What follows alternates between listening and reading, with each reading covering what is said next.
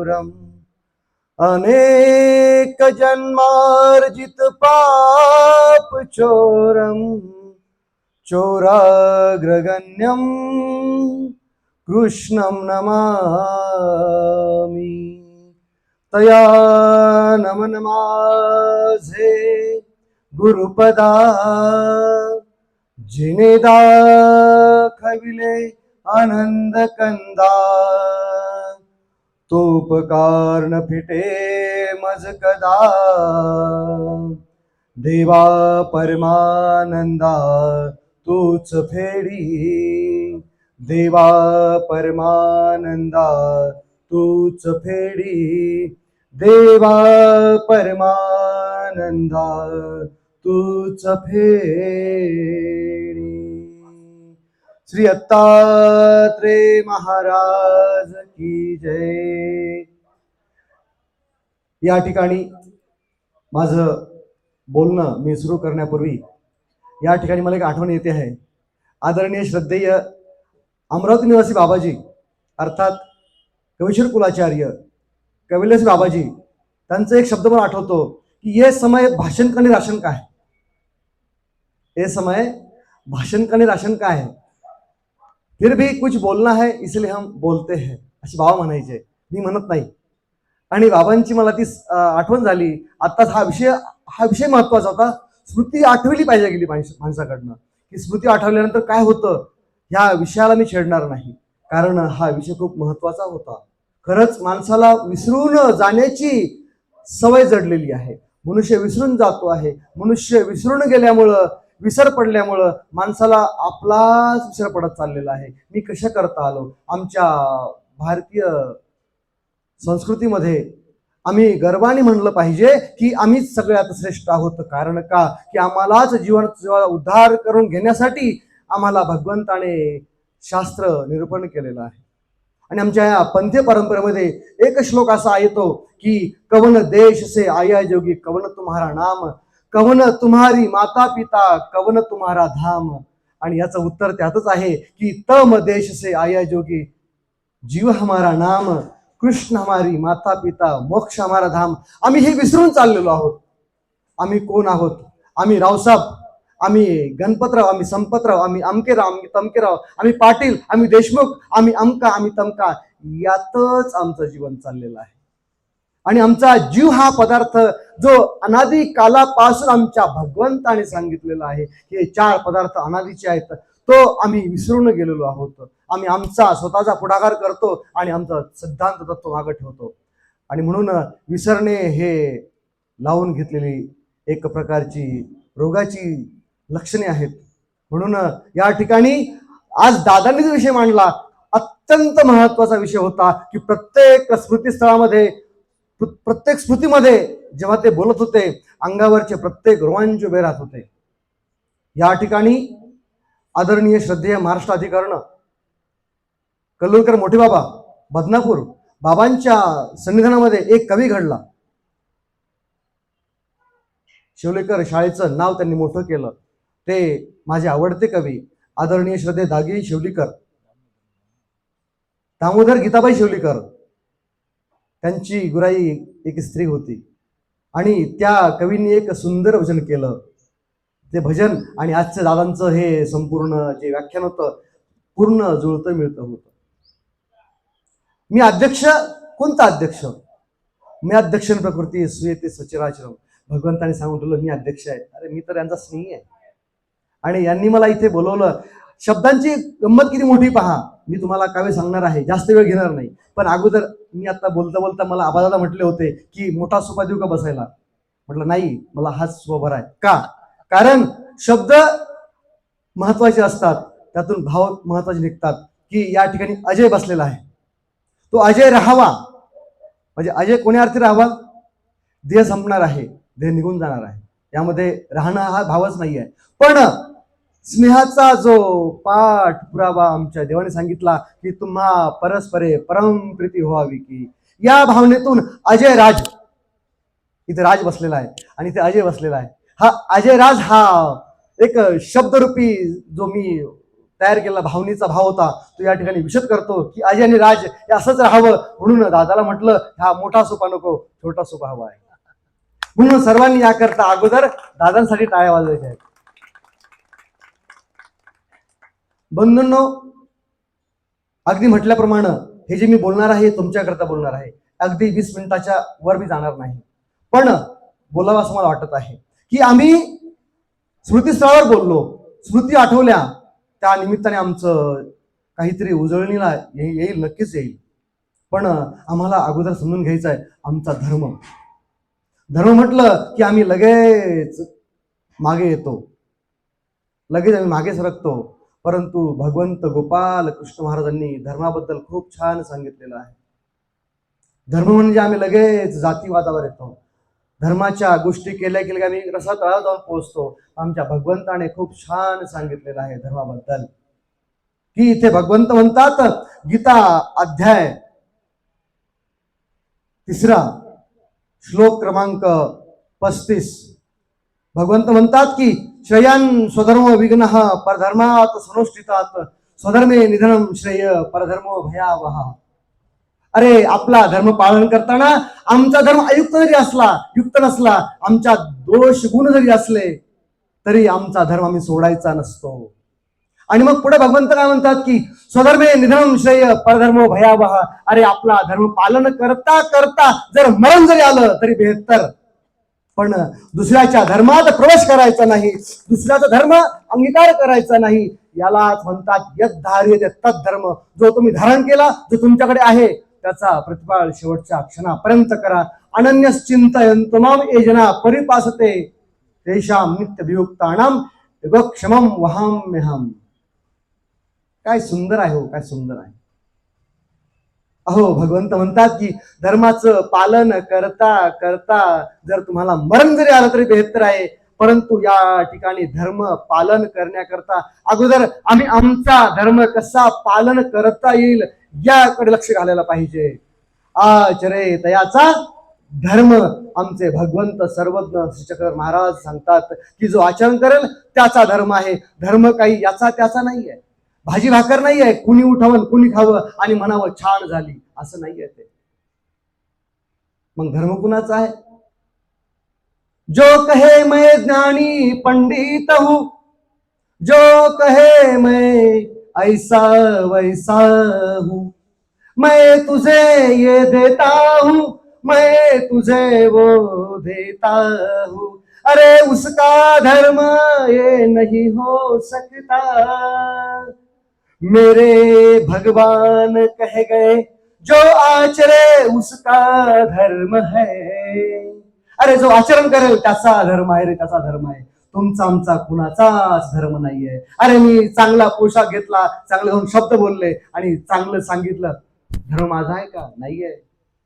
आताच एक स्मृती मी यांच्या ह्याच्यात वाचली की अस्तिपरी काही माझी या, आता त्यांनी तो वृत्तांत घेतला नाही, पण इतकी सुंदर स्मृती आहे ती की माझ्याकरता अरे अगोदर मी आचरली पाहिजे मग सांगितली पाहिजे. त्या अर्थाने धर्म आम्हाला सांगतो यद्धार्यते तद्धर्म. आम्हाला समजून घ्यायचं आहे की आचार्यांबद्दल काय बोलावं. आणि मग मी तुम्हाला म्हटलं की महाराष्ट्राधिकरण कल्लूरकर बाबा यांच्या आश्रमात एक कवी होऊन गेले. त्यांचं भजन अगदी सुविख्यात भजन आहे. भजनने सुंदर बोल आहेत की प्रत्येकाने ते भजन म्हटलं पाहिजे. चक्रधर स्वामी ते सोडून गेले, नागदेव आचार्यांच्या मनी दुःख थोर झाले. चक्रधर स्वामी उत्कंठे अनुराग अनस्ते भ्रमण करीत ते नित्यदिनी, अचल होऊनी जाऊन पडले भान खेडीच्या रम्यवणी. आम्हाला असा विरह येईल का हो? तू नाही तुझा दुसरा बाप, लगेच आम्ही तयार होतो. पण आमचे आचार्य नागदेवाचार्य म्हणतात की मज श्री चक्रधरे जो निरुपला भाव तो मी जाणला आणि मज तोच व्हावा, मज तोची व्हावा, मज तोची भेटावा, मज तोची दिसावा. अरे जो तोची दिसावा या करता आपलं देह क्षेपण्यापर्यंत जातो. ते आचार्य काय असतील, त्यांच्या तोडीचं त्यांच्या विचारांचं, त्यांच्या सगळ्याच गोष्टीचं अनुकरण आम्ही करू शकतच नाही. आमच्याकडे काहीच नाही. या ठिकाणी एक मुद्दा पुन्हा आला होता महदाईसांचा, की जी महदाईसा स्वामींनी आपल्या श्रीमुखातून तिची प्रशंसा केलेली आहे, की म्हातारी चर्चक, म्हातारी जिज्ञासक येत होती तव पुसतची असे. अहो, तो भाव पहा किती महत्वाचा आहे, की ईश्वराला जीवाची आठवण येणं हे सोपं नाहीये. आम्हाला आमची आठवण येत नाही. आम्ही बसतो कुठे, आम्ही राहतो कुठे, आमचं खातो कुठे, आमचं चाललं काय आम्ही पाहत नाही. पण भगवंत त्या जीवाची आठवण करतात. येत होती तो पुसतची होती. चरित्र माहीत आहे त्यांचा हा भाव कसा असेल, नाही का? असे अनंत उदाहरण आहेत.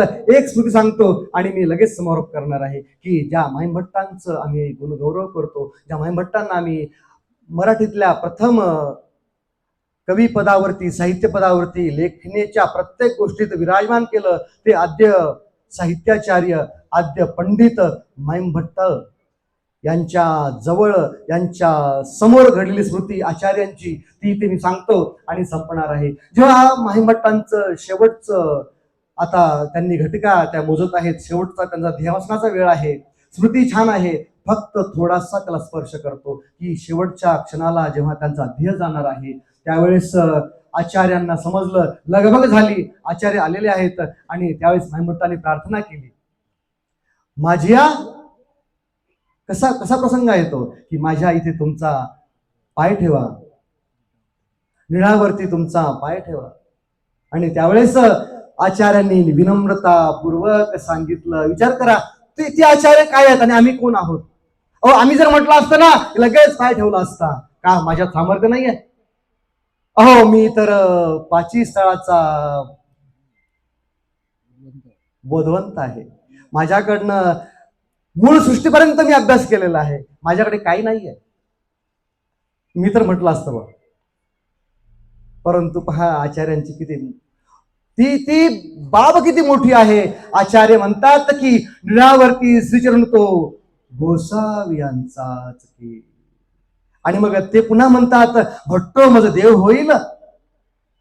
असा प्रश्न केल्यावर भट्टवासांच्या डोळ्यात अश्रू तरळले. भट्टवास क्षणभर शांत बसले आणि माईभट्टांना अजून दुःख झालं, अजून दुःख झालं. मज निदेव्यासी देव कैसा होईल? मी तव ओखटे करीत असे, मज देव कैसा होईल? आणि डोळ्यात अश्रू येत आहेत, विचार करत आहेत की भट्टवास शांत का बसले. आणि त्यावेळेस मग पुन्हा भट्टवास म्हणतात की तुझं देव न होई तर कौनासी होई, तू तर तोही देवाचे सन्निधान जोडले असे. तुम्हाला दोन्ही देवाचं सन्निधान आहे. तुम्हाला देव नाही तर देव कुणाला होणार आहे, नाही का? विचार करा की त्या भट्टवासांचं हे स्मृतिरूपी चिंतन आम्ही आता केलं. मी या वेळेला दादांचं चिंतन जे झालं त्यावरती फक्त एकच शब्द सांगतो, दादा तुम्ही खूप छान स्मृती सांगितली आणि आम्हाला पुन्हा त्या भावात नेलं. आमचा तो भाव तसा नाही, आम्ही तो भाव आम्हाला यावा म्हणून त्या भट्टवासांचं चरित्र स्मृती आम्ही या ठिकाणी ऐकलेली आहे, की तो भाव आमच्यात यावा म्हणून एक काव्य बसल्या बसल्या मी केलं. ते काव्य वाचतो आणि मी तुम्हाला या ठिकाणी सोडणार आहे. बसल्यावर यांच्या ज्या मी स्मृती ऐकल्या त्यामध्ये मला एक काव्य सुचलं आणि मी ते काव्य लिहिलं बसल्या बसल्या इथे. मला वाटलं असेल बाबा मोबाईल चिडत आहेत, पण काय करणार, माझा तो व्यासंग जडलेला आहे. मला लोकांनी बोललं की तू मोबाईल का धरतो, पण मला ते राहवलं जात नाही. जिथे आता पेन हा सुटून गेला, कागद सोबत कुठेही जमवा करायचे, नाही का? म्हणून मी तो अभंग लिहिला, कारण माझा आवडतीचा छंद अभंग आहे. आणि म्हणून बाबा तुमच्याच त्या काही शब्दांना मी इथे पुन्हा घेतलं आणि लिहिण्याचा प्रयत्न केला. तुम्ही महान कवी आहात, तुम्ही समजून घ्याल ह्या शब्दांना. आणि तो अभंग आताच लिहिल्यामुळे मला पाहून म्हणावं लागणार आहे. अभंग हा मोठा अभंग आहे, 664 असे अभंगाचं वृत्त आहे आणि तो मी लिहिला जशी आमची चाल आहे अभंगाची पारंपरिक.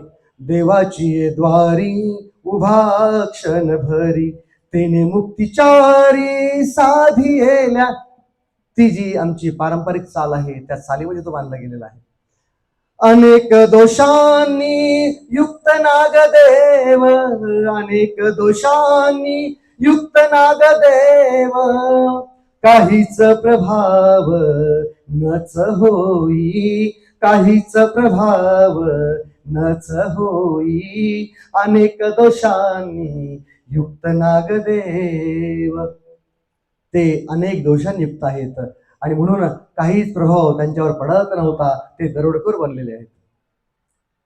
पूर्वील प्रमाद झाला प्रगट, पूर्वील प्रमाद झाला प्रगट, म्हणून मोकाट झाला विप्र, म्हणून मोकाट झाला विप्र.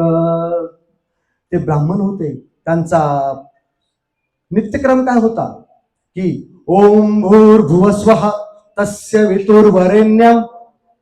ज्या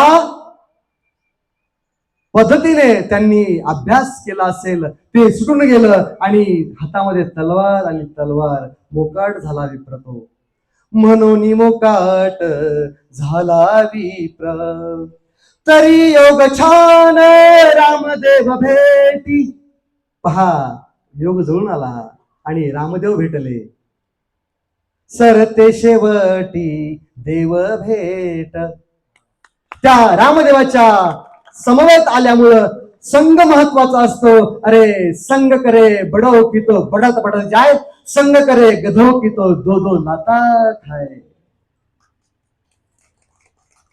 अहो, ह्या ठिकाणी हा महत्वाचा प्रसंग आहे. रामदेवाची भेट झाली म्हणून आहा कैवल्याचा देव भेटला. रामदेव मिले तो कैवल्य के देव मिल गए. आणि अशा प्रकारे त्या सर ते शेवटी रामदेव भेट आणि रामदेवाच्या भेटामुळं देव भेटलेला आहे. सातव्या भेटीत अनुभव आला. सातवी भेट आठवा. कुठे झाली सातवी भेट? कुठे झाली सातवी भेट? आणि त्या ठिकाणी तो तुम्हाला वृत्तांत माहित आहे. सातव्या भेटीत अनुभव आला आणि पूर्ण झाला नागदेव, आणि पूर्ण झाला नागदेव. स्वामींनी मग त्याचं नामकरण केलं वानरेश. झाडावरून उड्या मारतायत आणि पहा किती छान उपाय दिली. आम्हाला कोणी जर माकड म्हटलं ना, आम्ही त्याच्या मागे दगड घेऊन धावू. पण आचार्यांनी तेही घेतलं. पहा, प्रसादिक नाव किती महत्वाचं आहे. आम्हाला जर कोणी म्हटलं अरे माकडा काय उड्या मारतोस, आम्ही म्हणल माकडा म्हटलं थांब तुला सांगतो कसं आहे. वानरेश उपाय दिले.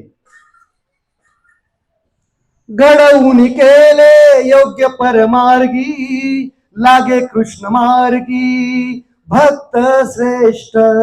लागे कृष्ण मार्गी भक्त श्रेष्ठ.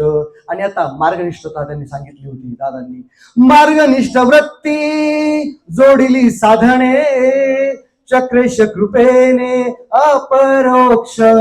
चक्रेश कृपेने अपरोक्ष. अहो, किती सन्निधानी असलेला तो भाग्यवंत जीव आहे की चेतन तो ज्या ठिकाणी संबंध झाला एकमेव व्यक्ती आहे आचार्य श्री नागदेवाचार्य. की तो राजमठाचा उंबरठा आठवा की येता जाता सकाळी भगवंत त्यावरती आपला वक्षस्थळावर तो किती महत्वाचा भाव आहे. म्हणून मार्गनिष्ठ वृत्ती जोडिली साधने, चक्रेश कृपेने अपरोक्ष. चक्रेश कृपेने अपरोक्ष. ऐसे भावे माझ, ऐसे भावे माझ, ऐसे भावे माझ जन्माचे साफल्य. मिळावे कैवल्य राज प्रार्थी, मिळावे कैवल्य राज प्रार्थी. अनेक दोषांनी युक्त नागदेव, अनेक दोषांनी युक्त नागदेव. काहीच प्रभाव नच होई, काहीच प्रभाव नच होई, काहीच प्रभाव नच होई, काहीच प्रभाव नच होई. सर्वज्ञ श्री चक्रधर स्वामी की जय. मी सुरुवात अशी केली, आता समोर असा करतोय की या परमार्ग अध्ययन मंदिरासोबत माझी नाळ जोडलेली जी आहे ती आता, कारण नाळ नंतर तोडले जाते. नाळ आता मी नाळ तोडणार नाहीये, जोडणार आहे. म्हणून मी आता नाळ मांडतो आहे की सुरुवातीला मी काहीच बोललो नाही, तर या अध्ययन मंडळासोबत मी जोडलो गेलो. ते आदरणीय श्रद्धे यांचे गुरुवर्य, माझे ज्येष्ठ गुरुबंधू देवरडचे बाबांनी या ठिकाणी मला आणलं होतं. त्यावेळेस माझ्याकडे काहीच नव्हतं.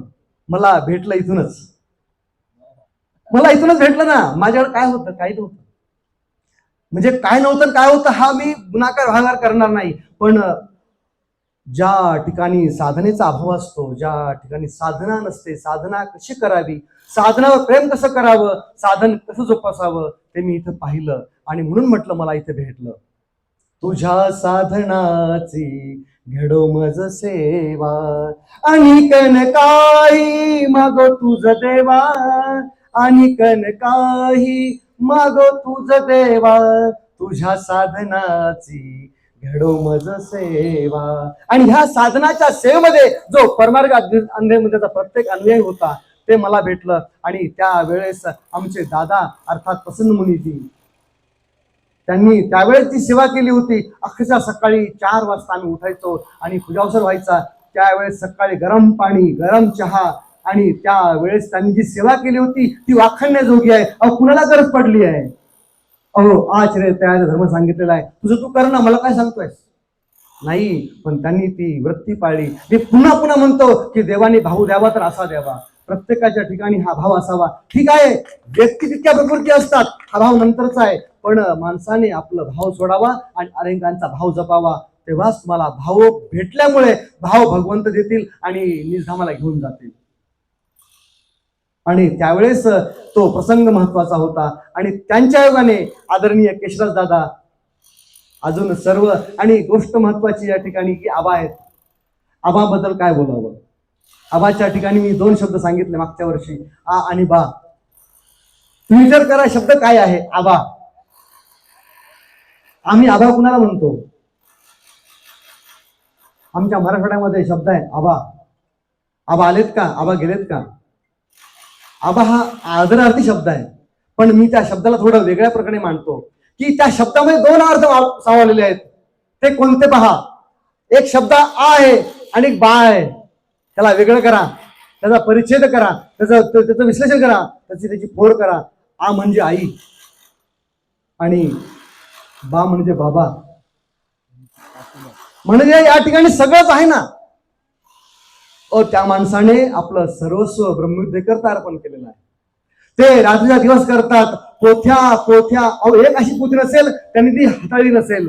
ते शब्द, ते पान, ते लिखाण, ते त्यांच्या अगदी अंगवळणी पडलेलं आहे. माणसाला जेवण पाहिजे, पण त्या माणसाला नवीन साहित्य पाहिजे. जे काही भेटेल ना त्याचं लगेच ते लिखाण सुरुवात करतात. म्हणून ह्या आबाबद्दल काय बोलावं?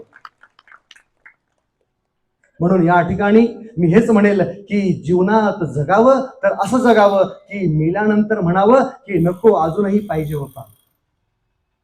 अशा प्रकारे मला या ठिकाणी बोलवलं सर्व मंडळ. या मंडळाचा हा जो वर्धापन दिन महोत्सव आहे, कितवा? 40वा. आणि हा महोत्सव या ठिकाणी संपन्न होतो आहे. उद्या पुन्हा मी येणार आहे, त्यामुळे आता मी आजचा पाहुणा आहे, उद्या पुन्हा येणार आहे. लक्षात ठेवा, मी काय म्हटलं, थोडस बोलतो. मी पाहुणा आहे कारण आज मी नव्हतो म्हणून पाहुणा आहे, आणि उद्या आहे, येणारच आहे. अशा प्रकारे या ठिकाणी तुम्हा सर्वांना मी थोडा वेळ मागितला, तो वेळ तुम्ही मला दिला. 2 वाजले आहेत. सर्वांनी हात जोडायचे. एक आपण प्रार्थना म्हणूया आणि थांबूया. देवा तुला मी आता काय देऊ, देवा श्री चरणावरी मी तुझ्या काय ठेवू.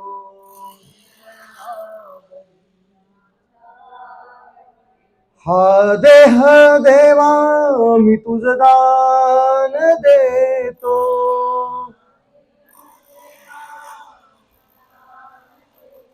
हे पुष्प देवा मी तुझला वाहतो,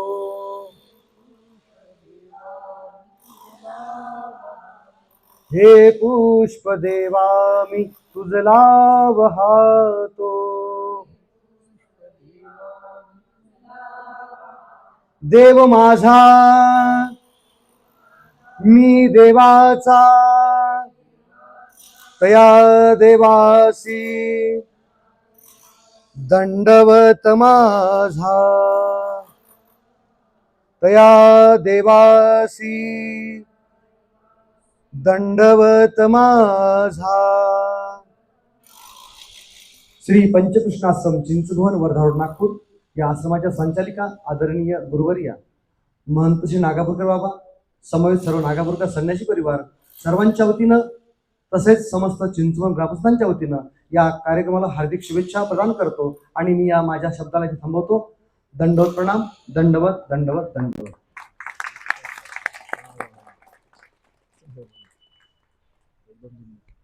शीघ्र कमी